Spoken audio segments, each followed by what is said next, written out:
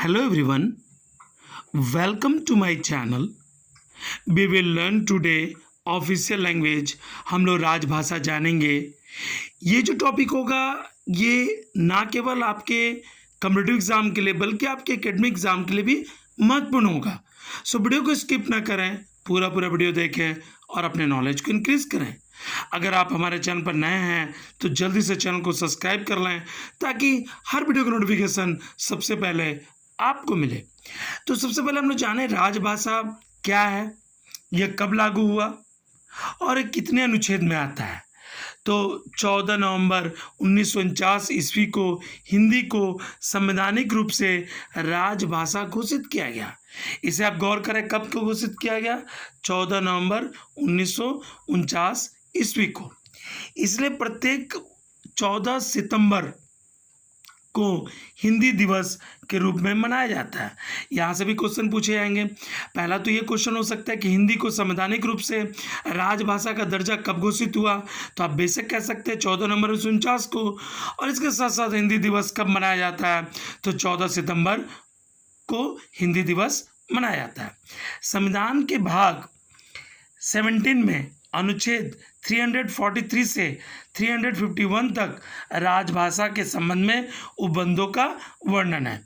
यहाँ भी गौर करने वाली बात है कि संविधान के किस भाग में और कितने अनुच्छेद तक राजभाषा के संबंध में उपबंधों का वर्णन है। तो आप कह सकते हैं संविधान के 17 में अनुच्छेद जो आर्टिकल है 343 से लेकर 351 तक राजभाषा का उल्लेख है।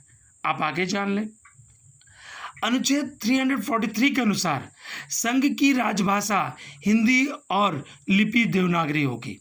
आप ये भी गौर करें, 343 के अनुसार संघ की राजभाषा क्या होगी? हिंदी, और लिपि क्या होगी? देवनागरी।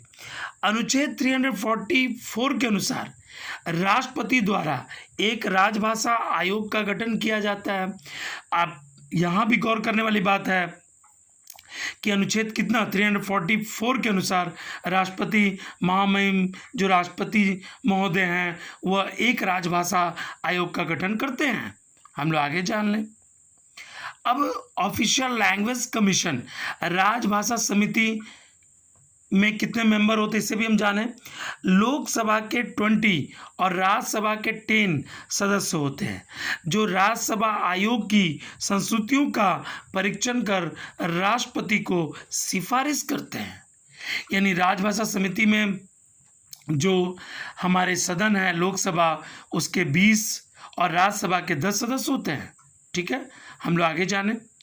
प्रथम राजभाषा आयोग का गठन 1955 में बीजी खेर की अध्यक्षता में किया गया था। यहाँ से अक्सर क्वेश्चन पूछे जाते हैं कि हमारे राजभाषा आयोग का गठन कब हुआ था और इसके अध्यक्ष का नाम क्या है। तो आप कह सकते हैं प्रथम राजभाषा आयोग का गठन 1955 में हुआ था। उसके जो अध्यक्ष थे वह थे बीजी खेर। अनुच्छेद 348 के अनुसार जब तक संसद विधि द्वारा अन्यथा उपबंध ना करे तब तक उच्चतम न्यायालय और प्रत्येक उच्च न्यायालय में सभी कार्रवाइयाँ अंग्रेजी भाषा में होगी। देखिए जो हमारी जो कार्रवाइयाँ होती हैं, जो न्यायालय की प्रक्रियाएं चलती हैं, वो किस रूप में चलती हैं? वो अंग्रेजी में चलती हैं। ये आज से नहीं, हमारे संविधान बनने के समय से पहले से यह लागू है। संसद एवं राज्य विधानमंडल द्वारा बनाई गई विधि अंग्रेजी भाषा में होगी। संसद और राज्य विधानमंडल द्वारा बनाई गई जो भी लॉ होंगे, जो कानून होंगे, वो किस रूप में होंगे? अंग्रेजी भाषा में होंगे। ओके, हम लोग आगे जाने। 8वीं अनुसूची में सम्मिलित भाषाएं। अब यहाँ भी आप गौर करें कौन कौन सी भाषाएं, मैं जल्दी पढ़ के आपको बता देता हूँ। असमिया, हिंदी, कोंकणी, मराठी, पंजाबी, तमिल, बोडो, बंगला, कन्नड़, मलयालम, नेपाली, संस्कृत, डोगरी, तेलुगु। इसके साथ साथ गुजराती, कश्मीरी, मणिपुरी, ओडिया, सिंधी, उर्दू और मैथिली। यहाँ आप भाषा को गिन सकते कितनी 8वीं अनुसूची में कितनी भाषाएं को सम्मिलित की गई। आप यहाँ गौर करें तो यहाँ देखा जाए तो 22 भाषाओं को सम्मिलित किया गया था 8वीं अनुसूची में। ओके, हम लोग आगे जान लें। 21वां संविधान संशोधन 1967 सिंधी। अब यहाँ गौर करें किस भाषा को कब लागू किया गया। जो हमारा 21 संविधान अमेंडमेंट जो है यानी कॉन्स्टिट्यूशनल अमेंडमेंट जो है, संविधान संशोधन है 1967 में किसको जोड़ा गया, सिंधी को जोड़ा गया। इसे आप गौर करें। 71वां संशोधन 1992 में कोंकणी को जोड़ा गया, इसे भी आप गौर करें, और मणिपुरी को जोड़ा गया। दो भाषाएं जोड़ी गई। 71वां जो संशोधन था 1992 में, नहीं 1992 में, उसमें जोड़ा गया कोंकणी को और मणिपुरी को, और नेपाली को भी जोड़ा गया।